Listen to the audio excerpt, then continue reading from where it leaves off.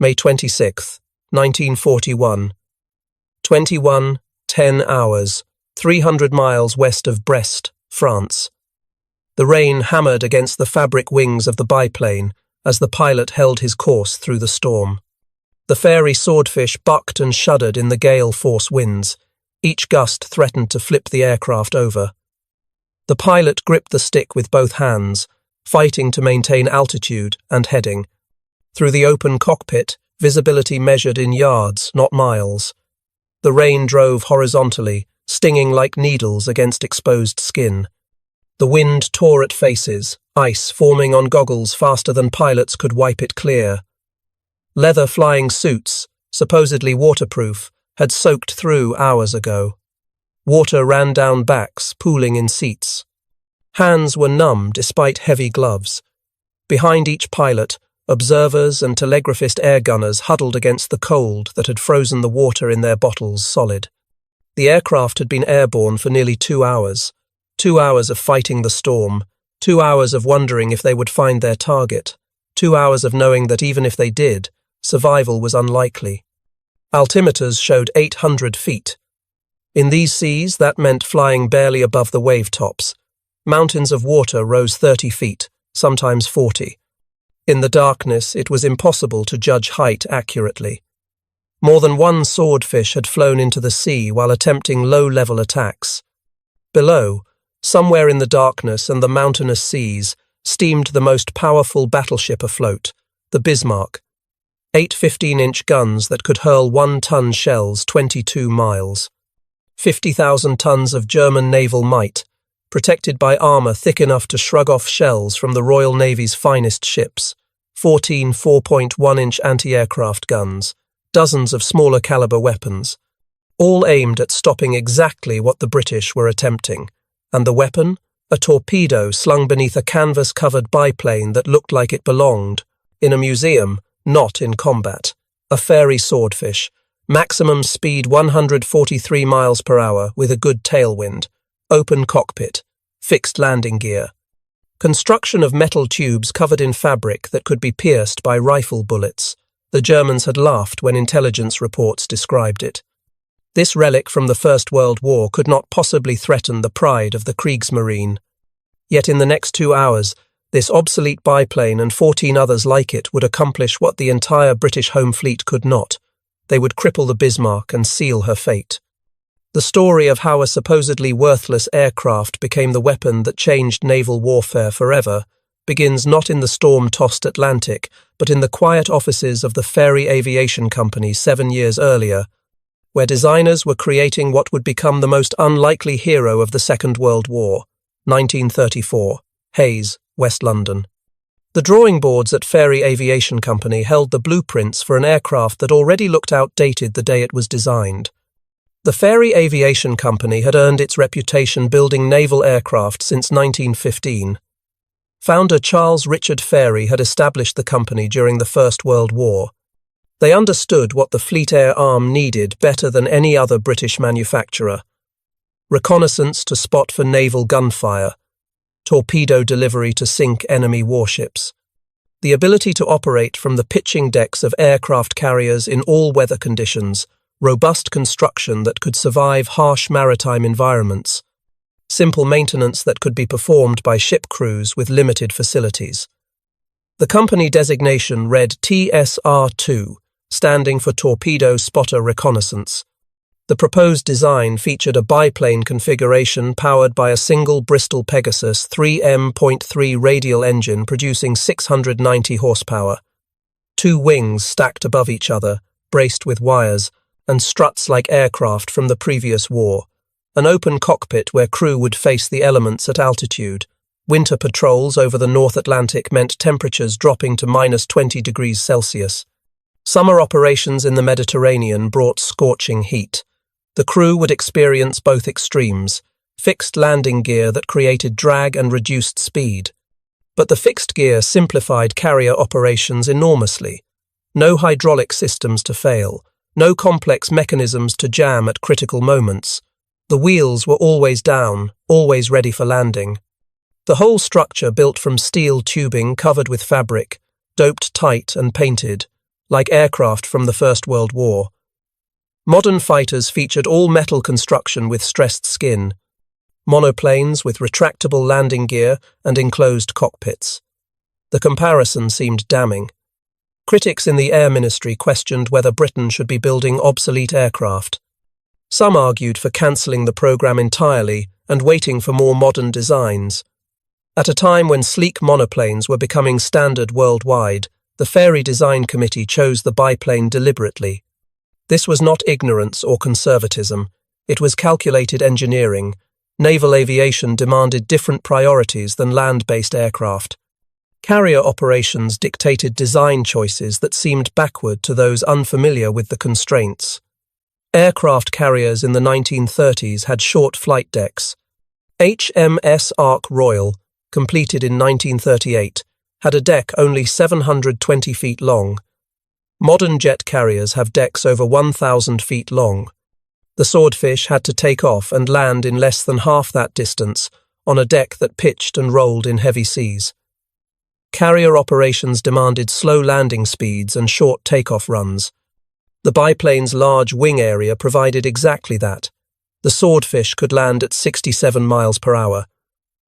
Modern carrier aircraft land at over 120 miles per hour. The difference meant the Swordfish could operate in sea conditions that would ground faster aircraft.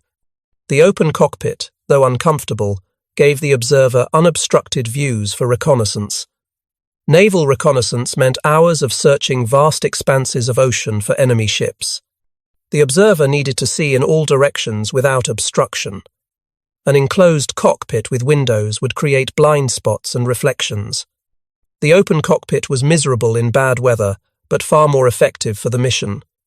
The fixed landing gear simplified maintenance aboard ships where every tool and spare part had to be carried. Retractable landing gear meant hydraulic systems, pumps, reservoirs, and actuators. All required maintenance. All could fail. The fixed gear was simple, reliable, and foolproof. Most importantly, the simple construction meant any damage could be repaired quickly, even at sea with limited facilities.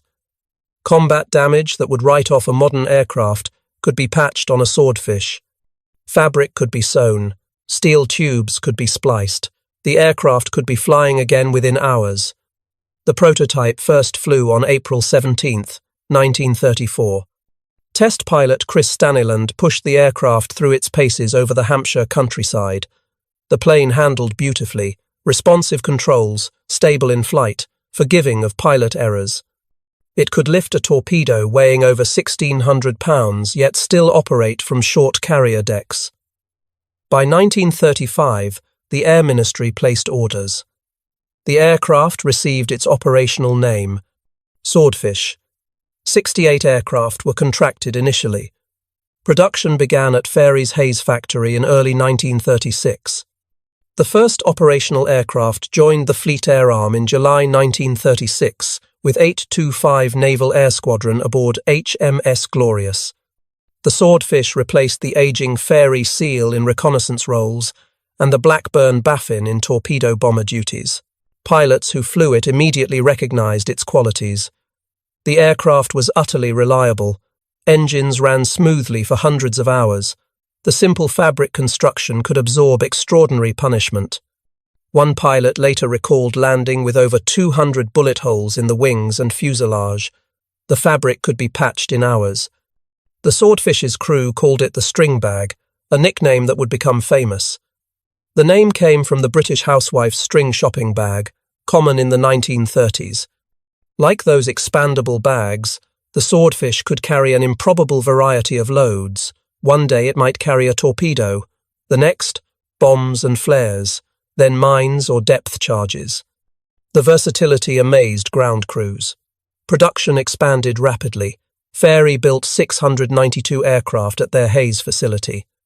Blackburn Aircraft at Sherburn in Elmet in Yorkshire built an additional 1,699.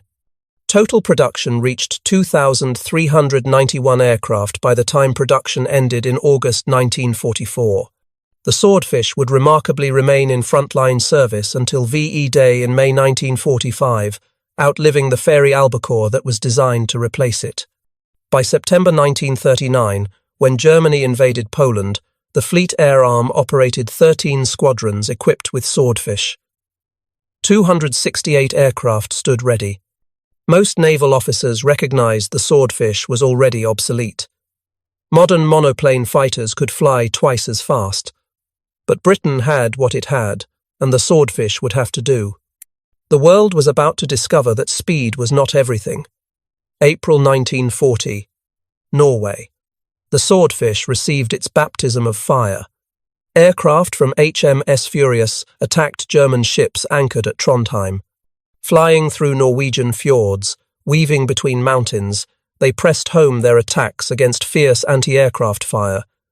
They scored no decisive hits, but they returned safely, proving that Swordfish could survive in combat.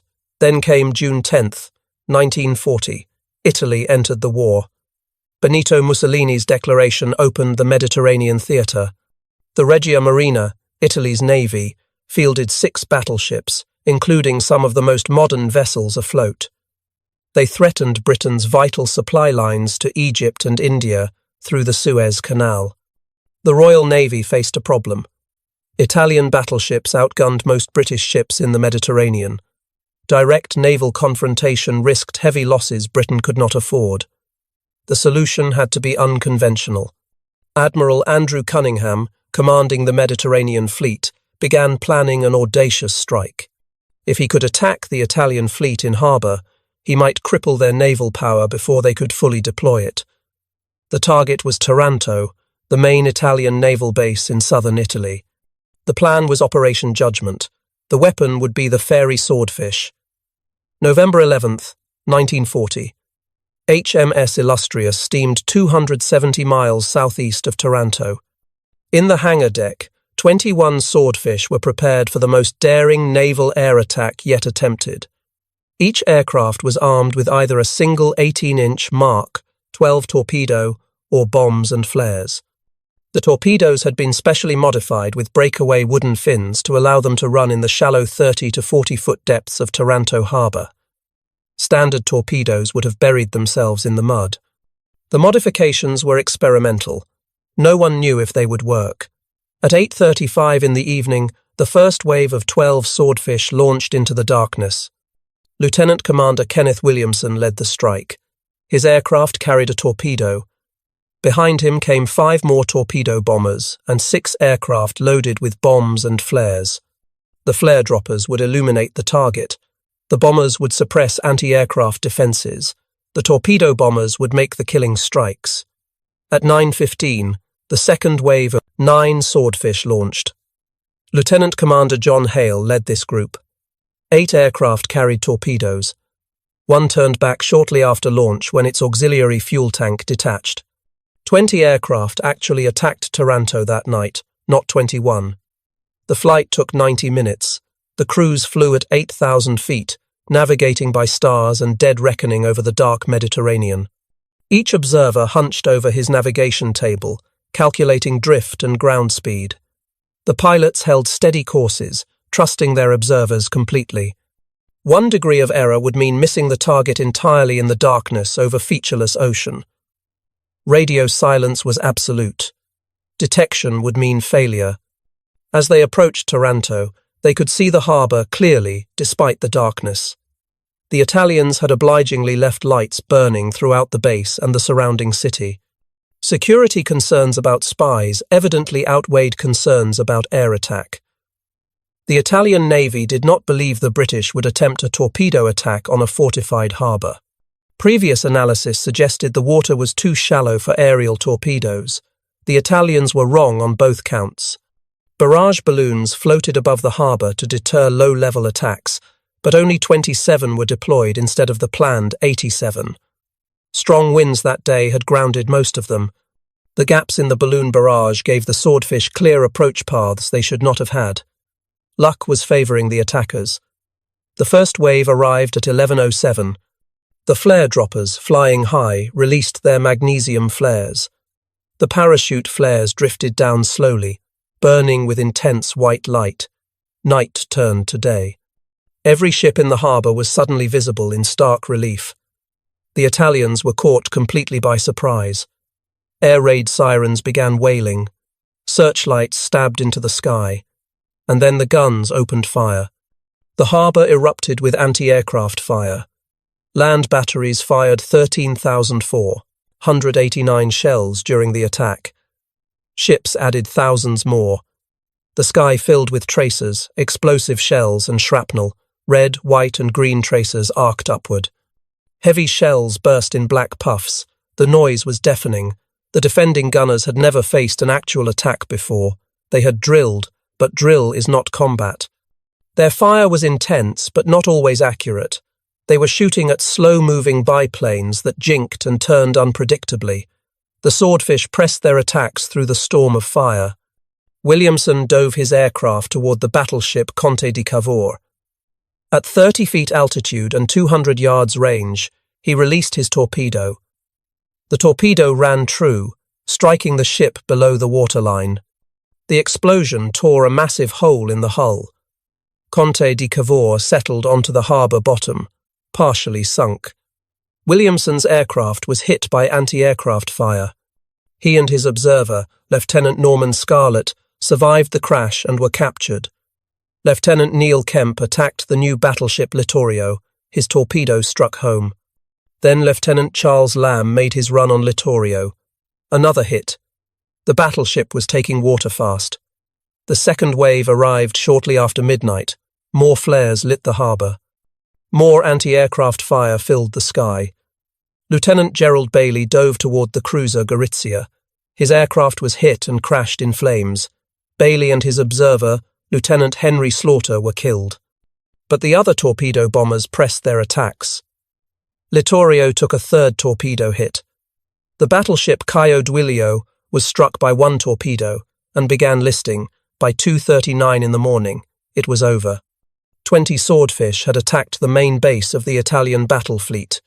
2 aircraft were shot down, 2 men killed, 2 captured. 4 casualties from 20 attacking aircraft against the entire defensive firepower of a major naval base represented extraordinary results. Some called it luck. The Italian defences had been less effective than they should have been. The barrage balloon gaps helped. The Italian gunners were firing at night against difficult targets, but luck only explains so much. The Swordfish crews had trained for exactly this type of mission. They had practiced night carrier operations. They had rehearsed torpedo attacks. They had studied the defences of Taranto from reconnaissance photographs. They executed the attack with precision and courage. The results were devastating to Italy. 3 battleships damaged. Conte di Cavour took 1 torpedo hit that tore open her hull. She settled onto the harbour bottom with her deck awash. She was eventually refloated and moved to Trieste for repairs. The work was never completed. She never returned to full service. The Italian Navy had effectively lost a battleship permanently.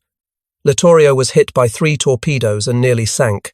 Only desperate damage control kept her afloat. She was out of action for 7 months, undergoing repairs. Caio Duilio took 1 torpedo that flooded 2 boiler rooms and caused severe list. She too was out of action for 7 months. Italy's battleship strength was cut in half in a single night. Italy began the war with 6 operational battleships. After Taranto, only 3 were available. The balance of power in the Mediterranean shifted dramatically in Britain's favour. The strategic consequences rippled outward. With the Italian battle fleet crippled, the Royal Navy could operate more freely in the Mediterranean. Convoys to Malta could be escorted more heavily. The route to Egypt became more secure. British Admiral Andrew Cunningham could take risks he could not have taken before.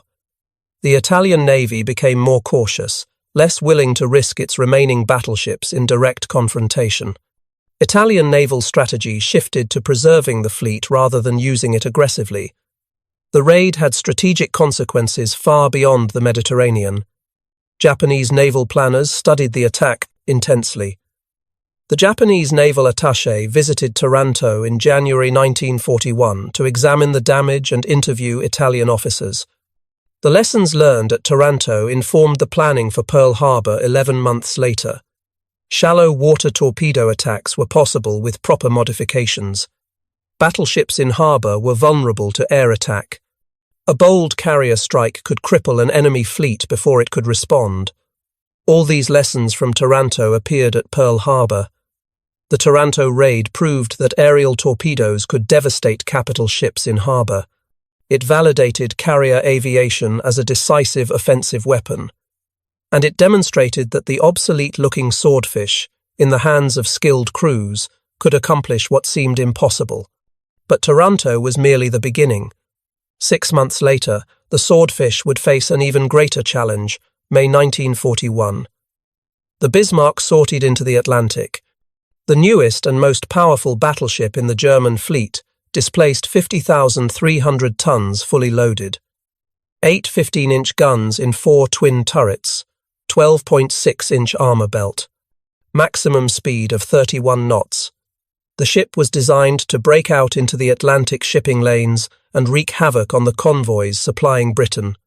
The Royal Navy deployed everything available to stop her. May 24, 1941. The Denmark Strait between Iceland and Greenland. HMS Hood, pride of the Royal Navy, engaged Bismarck. Hood was the largest warship afloat, 42,000 tons, 15-inch guns, famous throughout the world. The battle lasted 15 minutes. Bismarck's fifth salvo struck Hood. A 15-inch shell penetrated the thin deck armour and detonated in the aft magazine. 112 tons of cordite propellant exploded. The ship's back broke. Hood sank in less than 3 minutes. 1,418 men were aboard, 3 survived. Ordinary signalman Ted Briggs, able seaman Robert Tilburn, and midshipman William Dundas. The shock rippled through the Royal Navy and across Britain. Hood was invincible, or so people believed. She was the largest warship in the world, a symbol of British naval supremacy. Children knew her name. Her image appeared on postcards and cigarette cards. She had represented British power around the world between the wars, visiting ports on every continent. The public believed nothing could sink Hood. Bismarck had destroyed her in minutes. The psychological impact was immense. If Hood could be sunk, what was safe? Now the German battleship was loose in the Atlantic with the speed and firepower to devastate convoy routes. Britain depended completely on Atlantic convoys. Food, fuel, raw materials, weapons, all came by sea.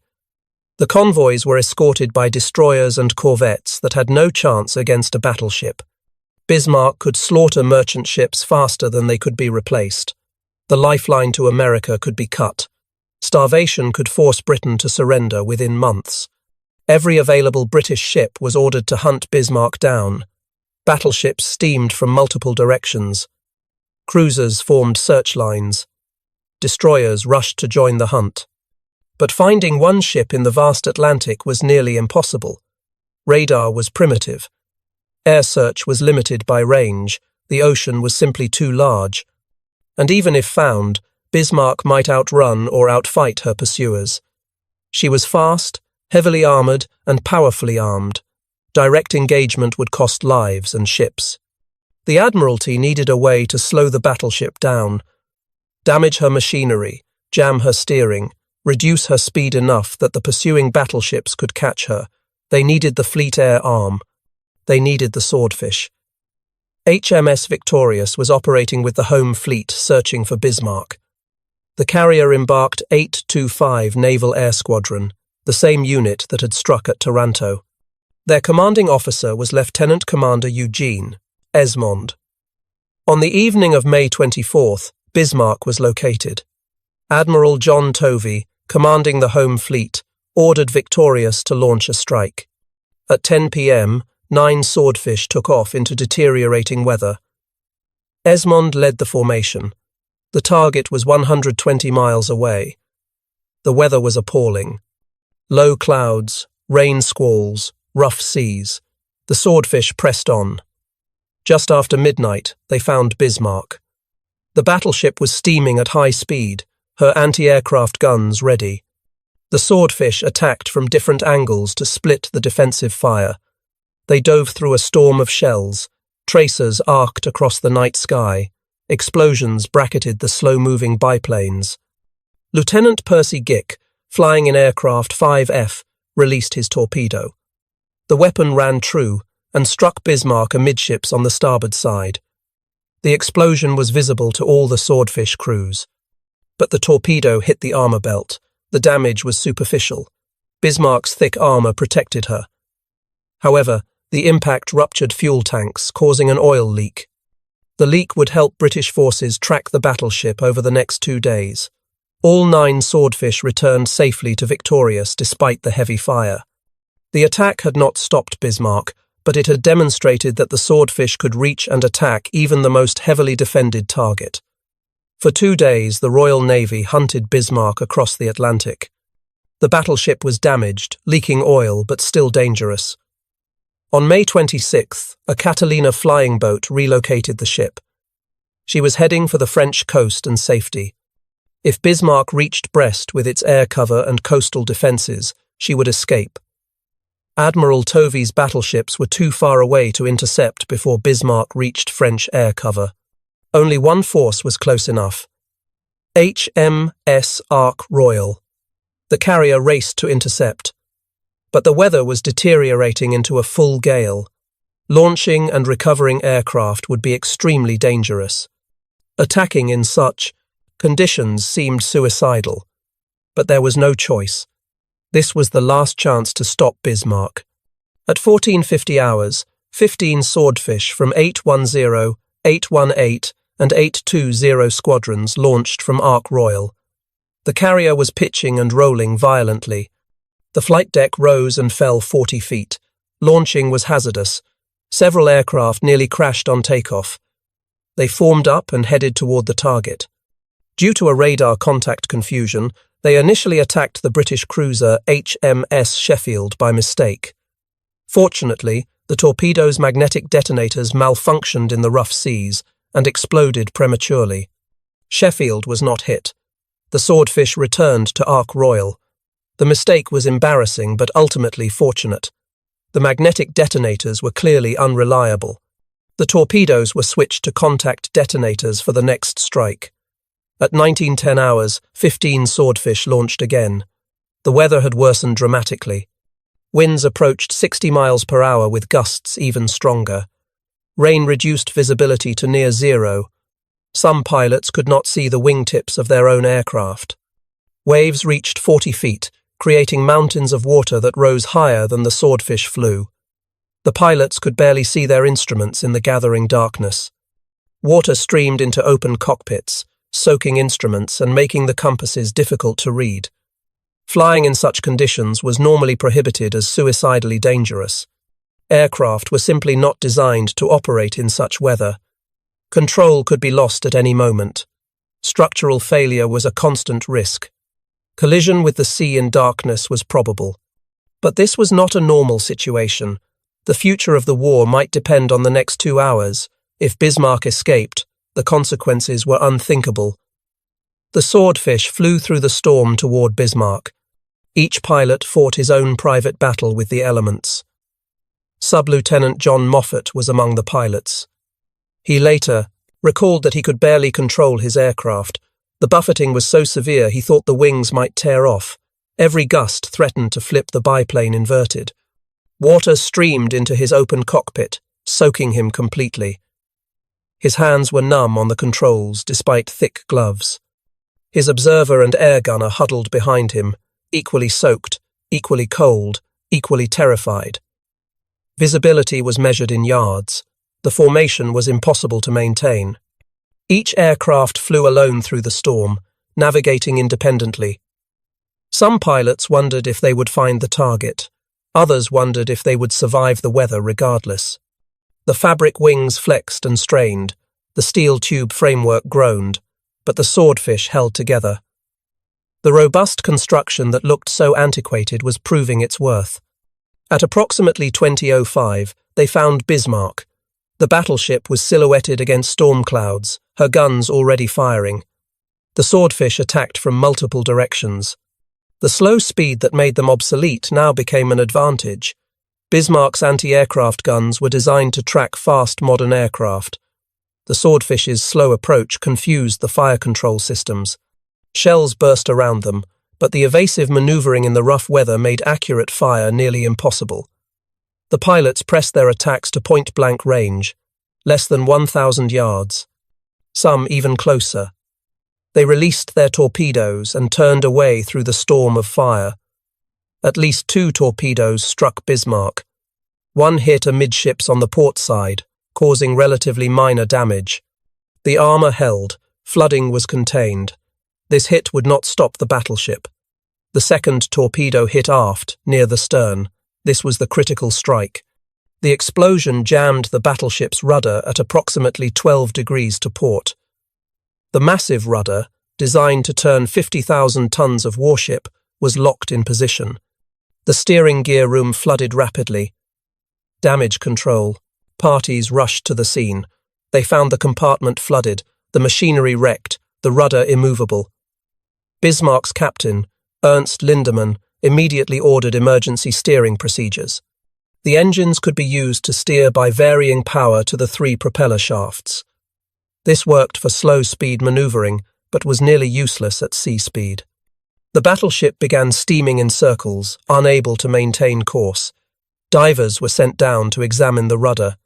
The seas were too rough. They could not reach the damaged area. Engineering parties tried to rig emergency steering using the auxiliary rudder or by directly manipulating the steering gear. Nothing worked. The damage was catastrophic. The rudder would not respond. Without steering, Bismarck could not reach France. She could not even effectively fight. She was limited to 10 to 12 knots and could only steam in slow arcs, unable to take evasive action or choose her course. Admiral Gunther Lütjens, commanding the operation, signalled Berlin that the ship was no longer manoeuvrable. He knew what that meant. The British battleships were closing.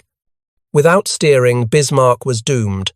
The question of which Swordfish pilot fired the critical torpedo has been debated for decades. Sub-Lieutenant John Moffat is commonly credited with jamming Bismarck's rudder. His aircraft attacked from the port side in the first wave.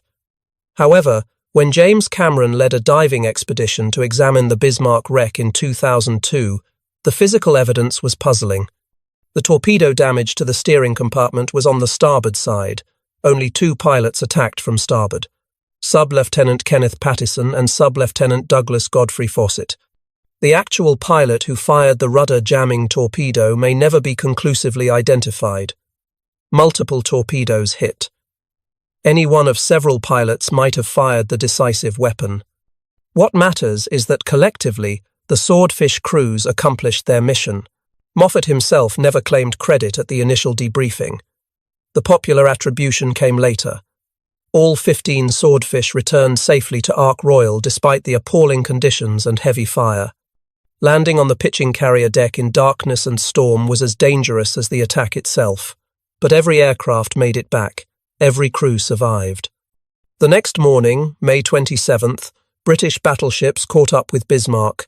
HMS King George V and HMS Rodney pounded the crippled battleship with heavy shells. Bismarck fought back but could not manoeuvre. After 2 hours of bombardment, the German ship was a burning wreck. At 10:39, Bismarck sank. 2,000+ crew died. 115 survived. The pride of the Kriegsmarine was gone. The threat to Atlantic convoys was eliminated, and the weapon that made it possible was the obsolete Fairey Swordfish. The Swordfish would continue to serve throughout the war in roles that evolved as the conflict progressed. In the Mediterranean, Swordfish squadrons operating from Malta and from carriers became the primary strike weapon against Axis supply lines to North Africa. Malta-based Swordfish flew night attacks against Italian and German convoys carrying supplies to Rommel's Afrika Korps. These attacks were conducted in darkness, often in bad weather, against heavily escorted convoys. The Swordfish crews developed tactics for finding convoys at night using radar, then attacking with torpedoes or bombs. The successes were significant. Squadron 830, operating from Malta, sank approximately 110,000 tons of Axis shipping between May and November 1941. That represented dozens of merchant ships carrying fuel, ammunition, food, and vehicles that never reached North Africa. Other Malta-based squadrons achieved similar results. Conservative estimates suggest 300,000 to 450,000 tons of merchant shipping was destroyed by swordfish attacks throughout the Mediterranean campaign. Every ship sunk meant supplies that did not reach Rommel. The cumulative effect was substantial. Rommel frequently complained about supply shortages. His offensive stalled partly because fuel and ammunition did not arrive. Swordfish attacks on supply convoys contributed significantly to those shortages. In the Atlantic, the Swordfish's role evolved as escort carriers entered service. These were small aircraft carriers converted from merchant ships. They could accompany convoys and provide air cover throughout the crossing. Escort carriers typically embarked one squadron of Swordfish for anti-submarine and anti-surface duties. The Swordfish proved highly effective in this role. Equipped with ASV-2 radar, Swordfish could locate surfaced submarines at night or in poor visibility. U-boats preferred to attack at night on the surface where they were faster and harder to spot. The Swordfish with radar could find them. Once located, the U-boat would be attacked with depth charges or torpedoes. Between 1940 and 1945, Swordfish sank or participated in sinking between 14 and 22 U-boats. The variation in the count depends on how shared kills are credited.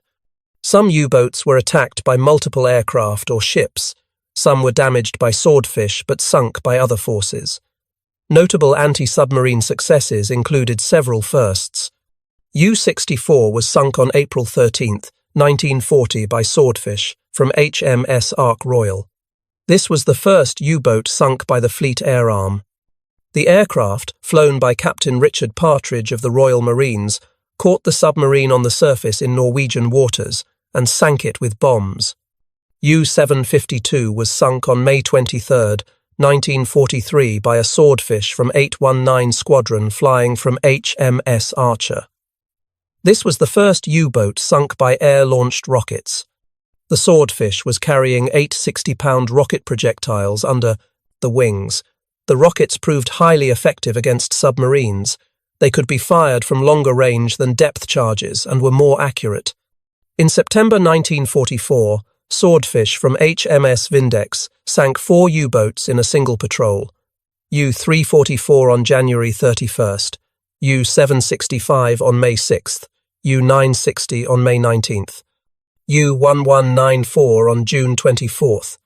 This exceptional performance demonstrated how effective the Swordfish had become in anti-submarine warfare despite its age. But the Swordfish's service was not without terrible cost. February 12, 1942. The German battlecruisers Scharnhorst and Gneisenau and the heavy cruiser Prince Eugene attempted to dash up the English Channel from Brest to Germany. The ships had been trapped in Brest for months, subject to constant Royal Air Force bombing. Hitler wanted them moved to Norway where they could threaten Arctic convoys to Russia.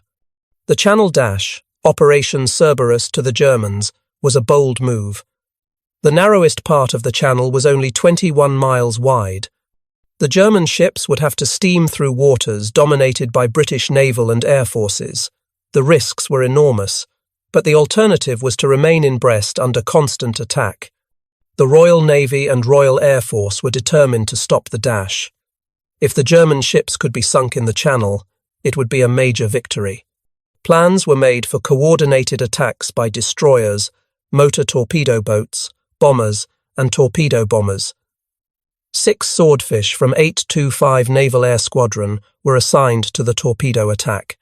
The squadron was commanded by Lieutenant Commander Eugene Esmonde, the same officer who had led the strike on Bismarck from Victorious 9 months earlier. Esmonde had been awarded the Distinguished Service Order for that action. King George VI personally presented the decoration on February 11th, the day before the Channel Dash. The timing was cruelly ironic. Esmonde received his medal for bravery one day, before facing an even more desperate mission. Esmonde knew the mission was nearly suicidal. The intelligence briefing made that clear. The German ships would be protected by approximately 30 escort vessels, including destroyers and torpedo boats. Over 250 Luftwaffe fighters would provide air cover. The Swordfish would be attacking in daylight, not the darkness that had protected them at Taranto and against Bismarck. They would have minimal fighter escort due to coordination failures and the short range of available Spitfires. Their chances of survival were negligible, their chances of success were worse. Esmonde assembled his crews and briefed them honestly. The mission was vital, the risks were extreme. Any man could refuse without dishonor or consequence. Every man volunteered. Not one hesitated. They understood what they were being asked to do. They did it anyway. At 12:20 p.m., the 6 Swordfish took off from RAF Manston in Kent. They flew at wave-top height toward the German ships. British Spitfire fighters were supposed to provide escort, but coordination failed. The Swordfish found themselves alone, facing the entire German force. Focke-Wulf 190 fighters dove on them. The slow biplanes were helpless against the modern fighters. Anti-aircraft fire from the ships filled the air. The Swordfish pressed their attack. All 6 aircraft were shot down within 20 minutes. 13 of the 18 crew were killed. Eugene Esmonde's aircraft was hit by anti-aircraft fire and set ablaze by fighter attacks. It crashed into the channel around 12:40. Esmonde died, along with his observer Sub-Lieutenant William Clinton and his air gunner leading airman Donald Bunce. 5 crew survived, rescued from the freezing water. Sub-Lieutenants Edgar Lee, Brian Rose, Charles Kingsmill, and William Samples, and leading airman Bunce, who had somehow survived when Esmonde's aircraft crashed. None of the torpedoes hit the German ships. The Channel Dash succeeded, but the sacrifice was recognized. Eugene Esmonde was posthumously awarded the Victoria Cross, gazetted on March 3, 1942. The 4 surviving officers each received the Distinguished Service Order. Leading Airman Bunce received the Conspicuous Gallantry Medal. The 13 killed received posthumous mentions in dispatches. Even German Admiral Otto Ciliax, commanding the Dash, acknowledged the attack as an act of supreme courage. The Royal Navy called it one of the finest exhibitions of self-sacrifice and devotion to duty the war had ever witnessed. The 825 Naval Air Squadron had struck at Taranto. They had attacked Bismarck. They had sacrificed themselves in the Channel Dash. Their courage became legendary. By 1945, when the war in Europe ended, the Swordfish had served for 9 years. Production had ceased in August 1944 after 2,391 aircraft were built. The type had outlived multiple aircraft designed to replace it. The Fairey Albacore, intended as the Swordfish's successor, entered service in 1940 but was withdrawn in 1943. The Albacore was faster and had an enclosed cockpit, but it lacked the Swordfish's reliability and versatility. The Swordfish continued flying frontline missions until VE Day in May 1945. Few military aircraft can claim such longevity while remaining effective. The Swordfish earned affection from everyone who flew it or maintained it. Pilots praised its handling, its reliability, its forgiving nature. Mechanics loved its simple construction and easy maintenance. Crews trusted it completely. The nickname Stringbag was used with genuine fondness. The aircraft looked ungainly and outdated. It was slow and uncomfortable, but it worked. In all conditions, in all weather, the Swordfish could be counted on to fly the mission and bring the crew home. That reliability earned loyalty that modern aircraft with better performance never quite achieved. Today, 8 decades after the Swordfish crippled Bismarck, we can assess its place in history. By every technical measure, the Swordfish was obsolete before the war began. Maximum speed of 143 miles per hour when contemporary fighters flew over 300.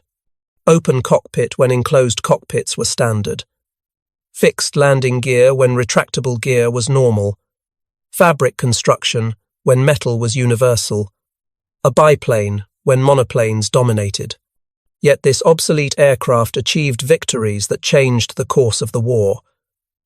At Taranto, Swordfish crippled the Italian battle fleet and shifted the balance of power in the Mediterranean.